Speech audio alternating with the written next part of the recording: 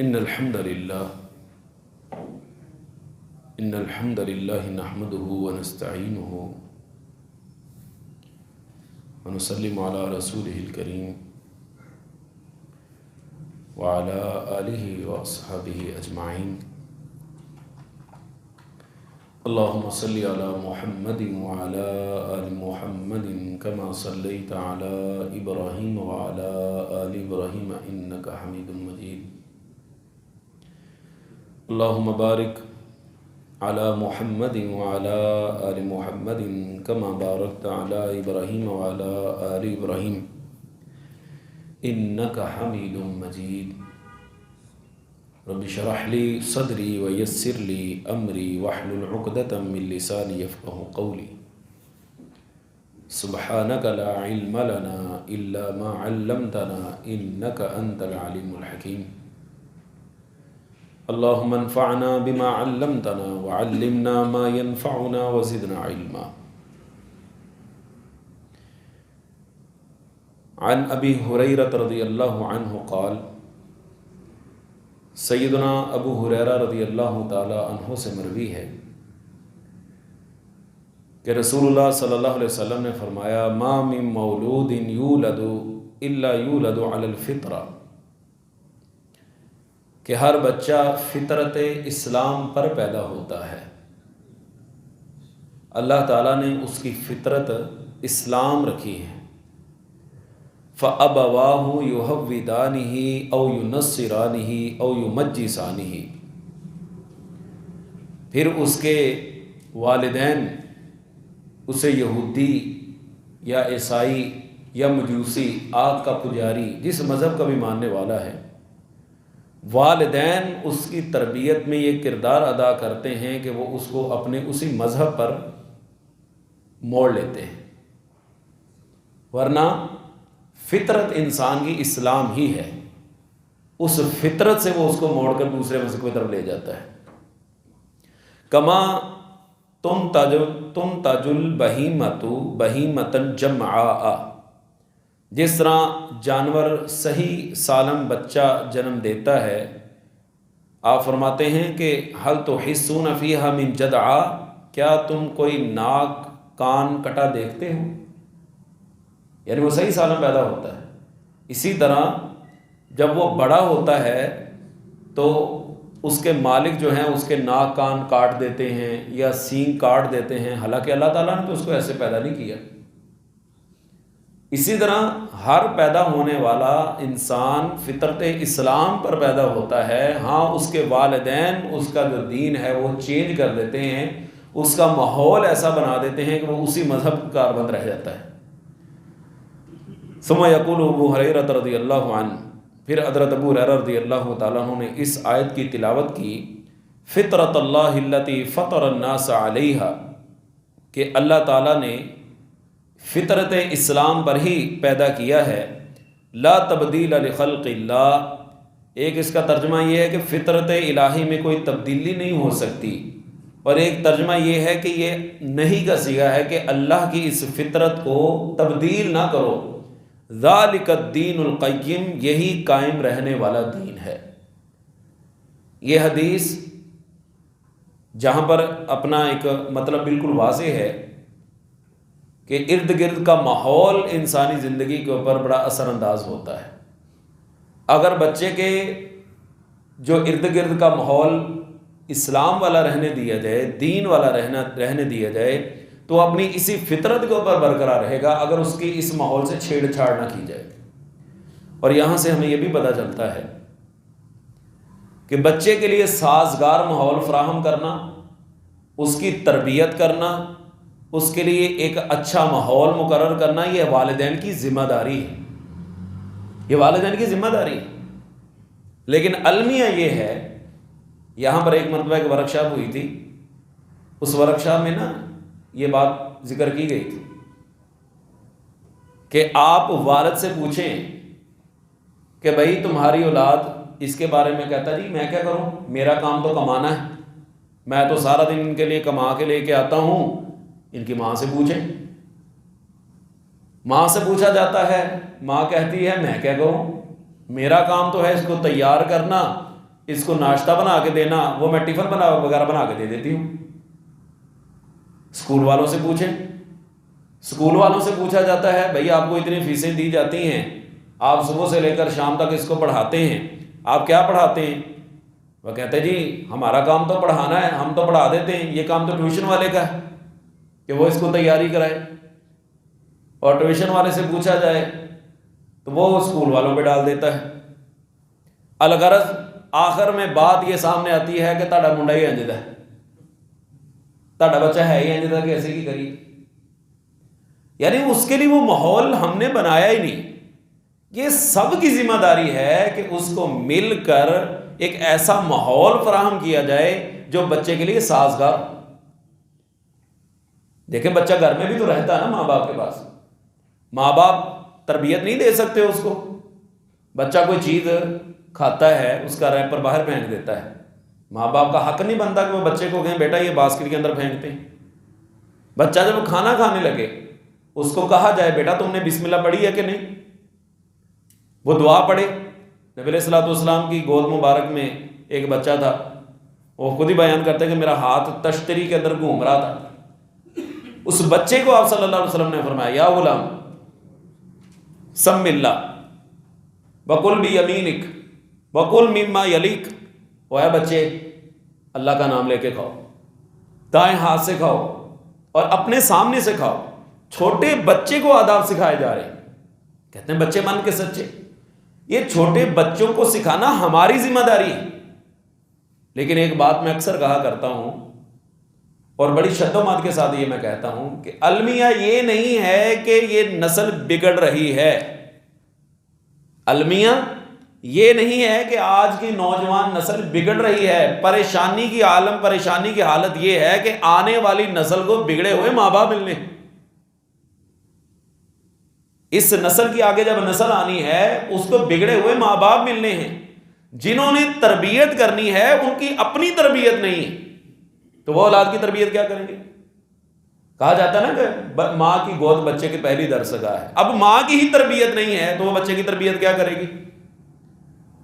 ماں کا حق بنتا ہے اس کو دعائیں یاد کروائے، واش روم جانے کی دعا، واش روم سے نکلنے کی دعا، کھانا کھاتے وقت بسم اللہ پڑھتے ہیں، باہر جاتے وقت یہ دعا پڑھتے ہیں، گھر آتے وقت اس دعا کا اہتمام کرتے ہیں۔ بیٹا کپڑے پہنتے وقت پہلا دایاں پہلو اس کو آگے کیا جاتا ہے، بال کنگھی کرتے وقت دایاں پہلو آگے کرنا ہے۔ بچہ واش روم سے آتا ہے اس کا اہتمام کروانا کہ چلو تم جا کے ہاتھ دھو کے آؤ، صابن سے ہاتھ دھو، روزانہ نہانے کی عادت ڈالنا، ناخن کاٹنے کی عادت ڈالنا، یہ ساری ذمہ داریاں تو والدین کی۔ اب جب والدین خود بھی ان چیزوں کا اہتمام نہ کرتے ہوں گے وہ اپنی اولاد کو اہتمام کیا کروائیں گے؟ سادہ سی مثال ہے، اگر میں اپنے بیٹے کو کہوں کہ بیٹا نماز پڑھو اور خود میں پڑھتا نہیں ہوں تو مجھے سب سے پہلا جواب کیا ملے گا؟ آپ تو پڑھتے نہیں، یہی جواب ملے گا نا مجھے۔ تو جب میں خود ان چیزوں کا عادی نہیں ہوں اور مجھے وہ خود چیزیں آتی نہیں ہیں، مثال دعائیں لے لیں، چھوٹی چھوٹی دعائیں بچوں کو یاد کروانی، مجھے خود کو نہیں آتی تو میں اپنے بچے کو کیسے یاد کرواؤں گا؟ تو یہ والدین کا حق بنتا ہے۔ کہا جاتا ہے کہ ایک اسکول کے اندر بچوں سے پوچھا گیا کہ آپ کیا بننا چاہتے ہیں بڑے ہو کے؟ ہم سے بھی پوچھا جاتا تھا نا اسکولوں میں، تو اکثر کہتے تھے میں بڑا ہو کے ڈاکٹر بنوں گا، کوئی کہتا میں بڑا ہو کے پائلٹ بنوں گا، کوئی کہتا بڑا ہو کے انجینئر بنوں گا۔ ایک بچے سے پوچھا گیا اسکول میں، جب سوال کیا گیا تو ایک بچہ ان میں سے کہنے لگا کہ میں صحابی بنوں گا۔ صحابی بنوں؟ یہ کیا جواب ہے بھائی؟ اس کے گھر والوں کو بلا لیں، اور بھائی سارے بچے کہہ رہے ہیں، کوئی ڈاکٹر کہہ رہا ہے، کوئی انجینئر کہہ رہا ہے، کوئی پائلٹ کہہ رہا ہے، آپ کا بچہ کہہ رہا ہے میں نے صحابی بننا ہے، یہ کیا بات ہے؟ یہ کیا چکر ہے؟ وہ کہنے لگے جی بات یہ ہے ہمارے گھر میں ہر وقت حضرات صحابہ کا تذکرہ ہوتا رہتا ہے رضوان اللہ علیہ اجمعین، اس لیے ہمارا بچہ ان کے واقعات سن کر وہ یہ کہتا ہے میں نے بھی بڑا ہو کے صحابی بننا ہے، اگرچہ اس بچے کو علم نہیں ہے کہ اب صحابی کا درجہ کوئی نہیں پا سکتا۔ بات کرنے کا مقصد یہ ہے کہ گھر کے اندر ماحول ایسا بنانا، چھوٹی چھوٹی باتوں پر بچوں کو غور کروانا، وہ بستر پر چڑھنے لگیں ان کو اس بات کی عادت ڈالنا کہ تم نے اپنا پاؤں وغیرہ دھو کے، اپنے ہاتھ دھو کے، منہ ہاتھ دھو کے تم نے سونا ہے۔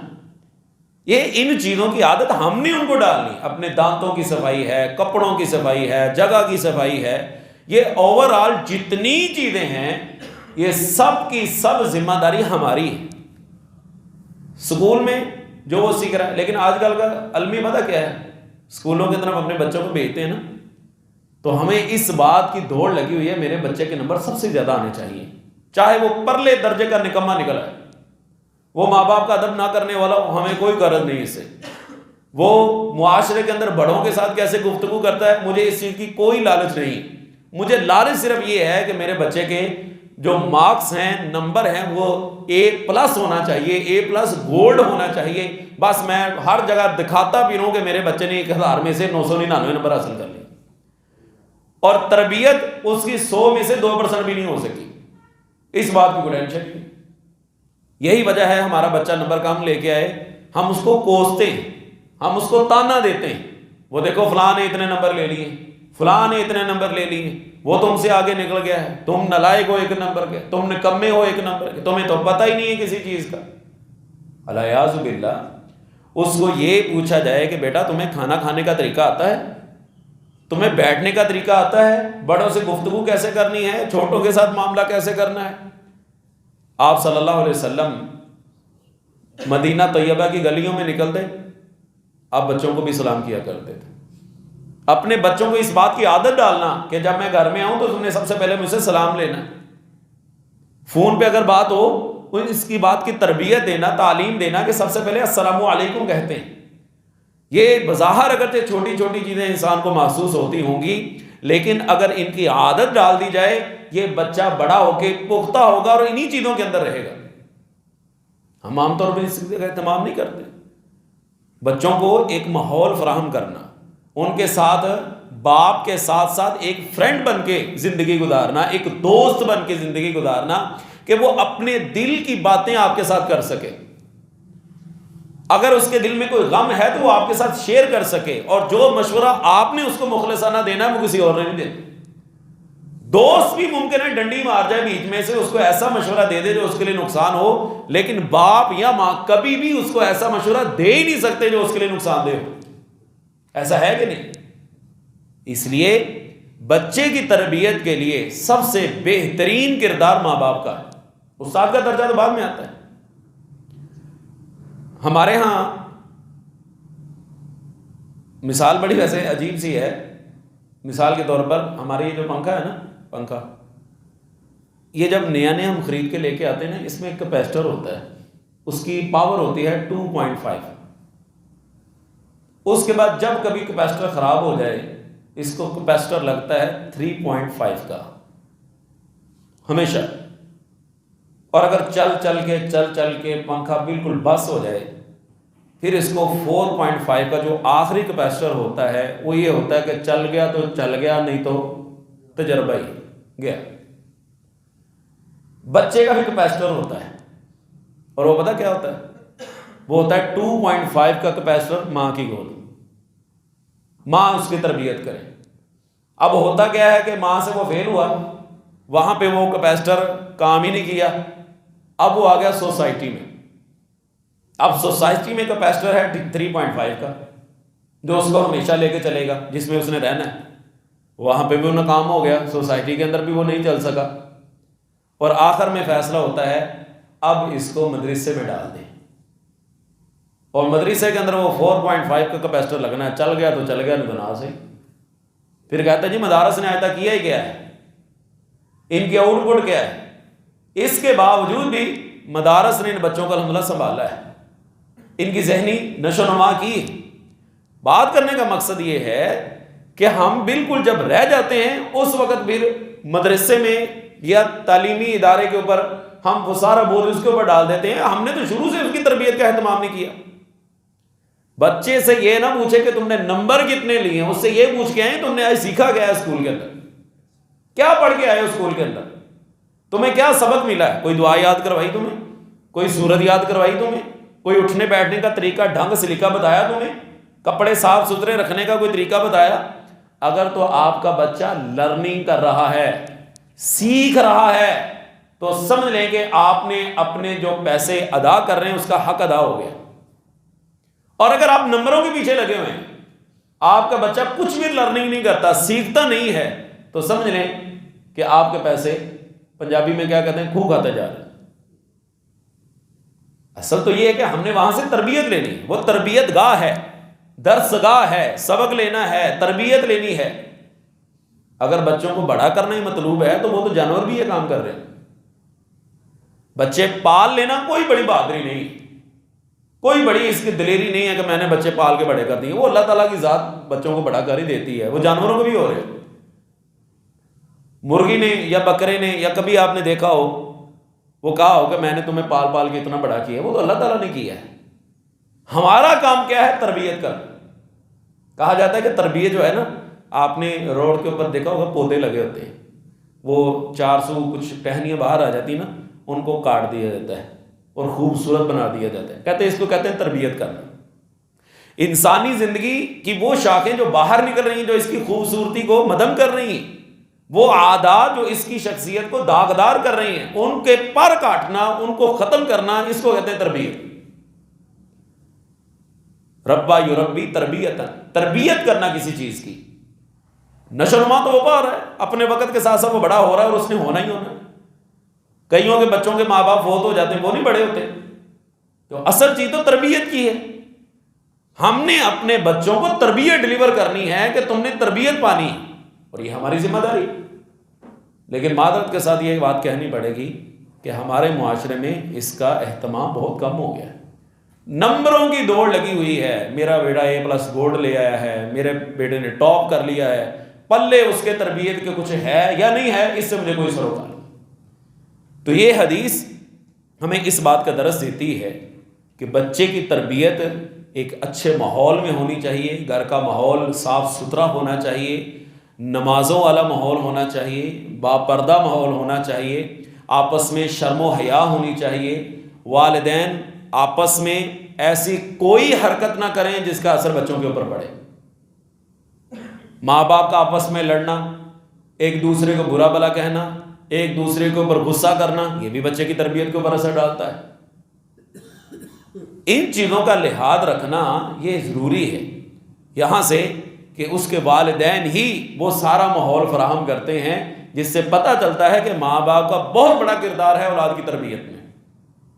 اس لیے آئیے اس بات کا عزم کریں کہ ہم نے اپنی اولاد کو ایک اچھی تربیت دینی ہے، اور قیامت کے دن اللہ نے ہماری اس اولاد کے بارے میں پوچھنا بھی ہے۔